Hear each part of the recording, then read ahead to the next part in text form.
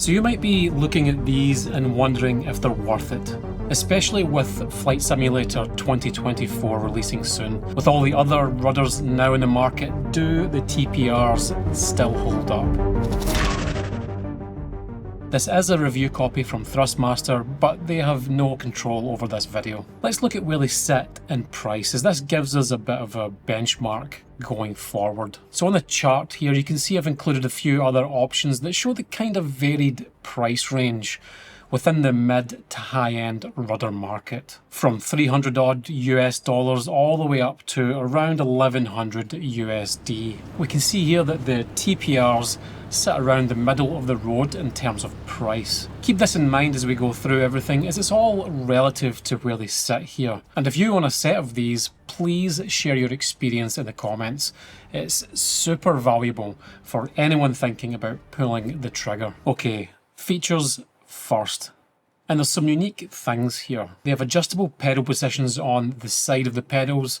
Requires a little bit of screwing and unscrewing, and it can be a little bit fiddly, but once you find the right angle for you, you'll more or less never touch them again. They have Hall Effect contactless sensors, which these days is the norm, so there's nothing special there, but it does mean long life. They have a very easy to adjust spring tension system on the back, and you can use 2 springs or 1 spring and adjust the tension by moving up or down, effectively adjusting the leverage on the spring, which is changing the tension. A pretty unique way of doing it, and super easy and quick to get it dialed in the way you want it. They mount via the connected base plate and have pre-drilled mounting holes for hard mounting, but they are pretty good under the desk, especially if you can back them up against a wall. And I'll expand on that a little bit later. If you don't have them up against a wall, they will move a little bit, depending on your foot position. If you set your feet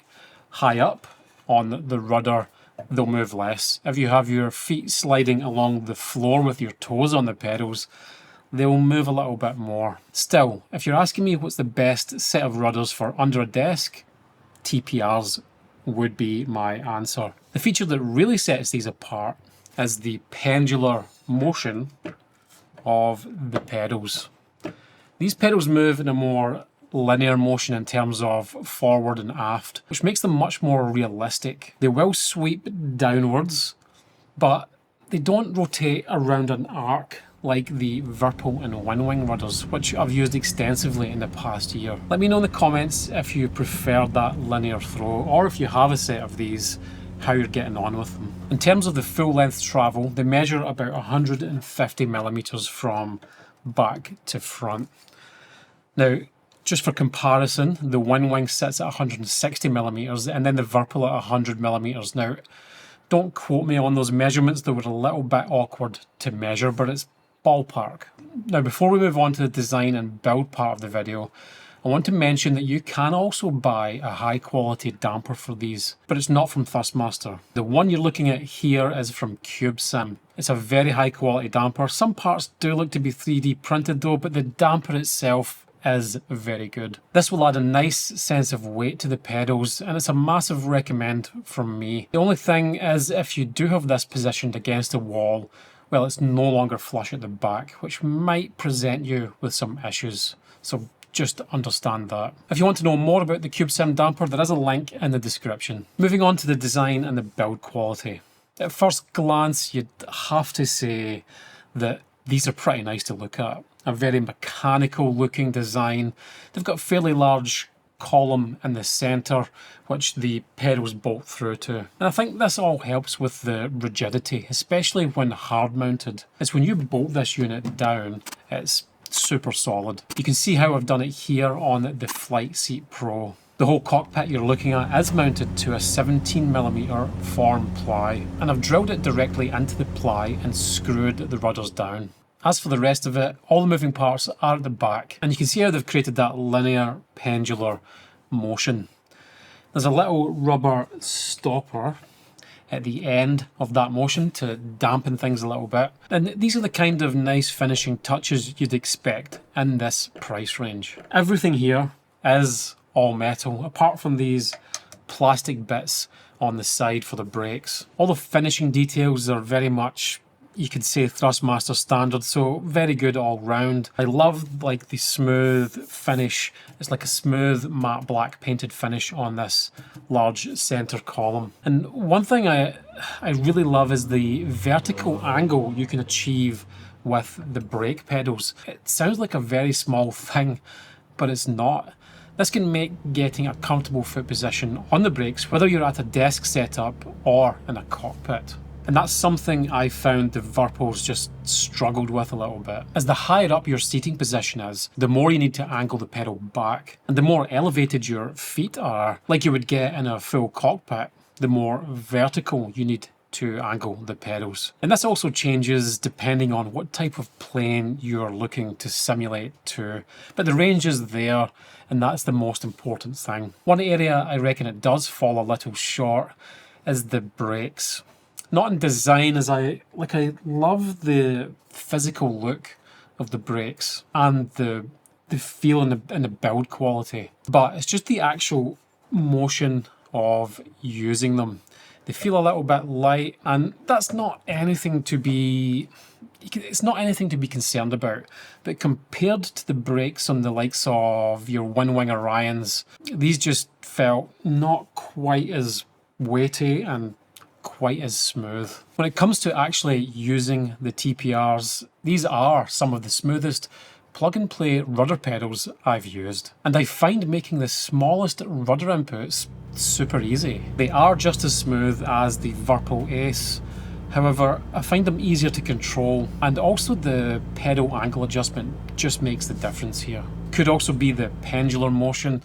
It's hard to say. There's just a superb feeling of control with the TPR rudders, and although they are set fairly wide apart, with the pedals end to end sitting at 525-ish millimeters. So if you're putting them on a rig, just make sure you've got the width. Talking about width, they are similar to Winwing and Virpil, which sit around 530 millimeters. Only the Virtual Fly rudders have that more authentic, narrower foot placement, coming in at around 380. So in terms of software, there's not much to it. I do recommend downloading the most up-to-date firmware, which is easy. You'll find that on the Thrustmaster website. You pretty much get walked through the full thing. Then there's the advanced calibration software. Now, I do think everyone should download this and reset that center position, because when I loaded mine in, it was just a little bit off, and that calibration software fixed that pretty quickly. And that's all there really is to it for the software. It's time now for the good stuff and the not so good stuff. And we'll kick it off with the good, starting off with the linear travel or the pendular motion. I love this. Next, it would have to be the smoothest rudder pedals available still today. Equal that to the Virpil Ace. It's just butter all the way through the entire range. It's fairly adjustable in terms of tension and pedal placement. The material and finish, even close up, is superb. They're quiet and tight. The main unit, like the whole thing, is quite rigid, and it's quick and easy to mount to a full rig. It's good for under desk use if you have them up against a wall.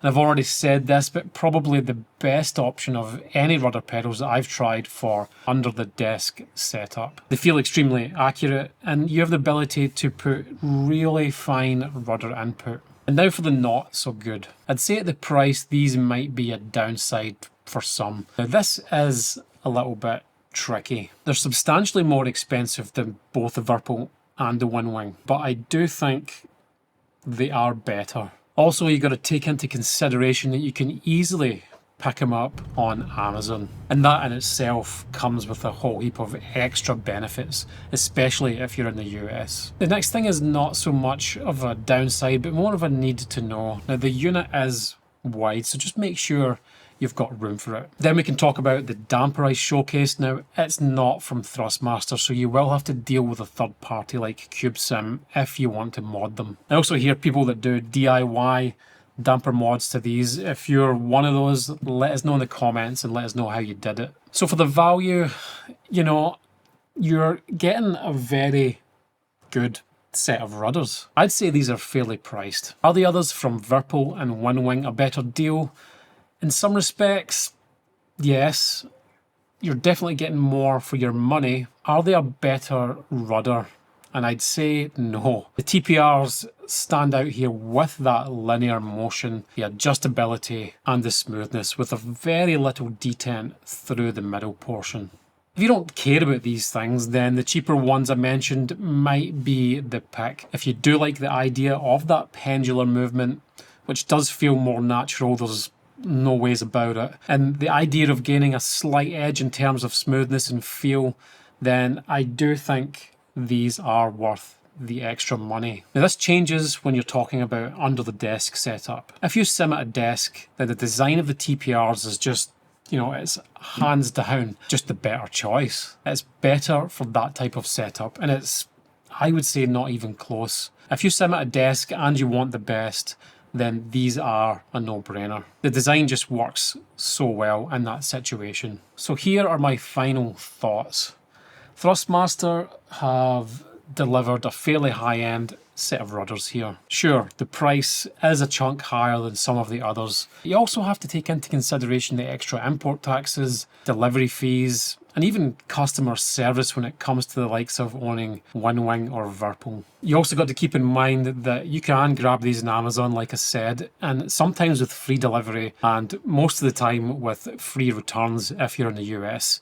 So that has to be part of the consideration. Then there's the performance. Now, while it isn't worlds apart from the Virpil and Winwing, and it's kind of knocking on the door of the rudders, it's fairly close to those bottom range rudders. But the TPRs, although close, they are better, apart from, I would say, the toe brakes. The toe brakes in the Winwing are just brilliant. I think it all comes down to the pendulum motion of the axis. That's what makes the difference for me. That and the adjustments of the range of the pedals and the physical shape and design of the pedal. So while I can agree that these rudders are expensive, you are kind of getting what you pay for.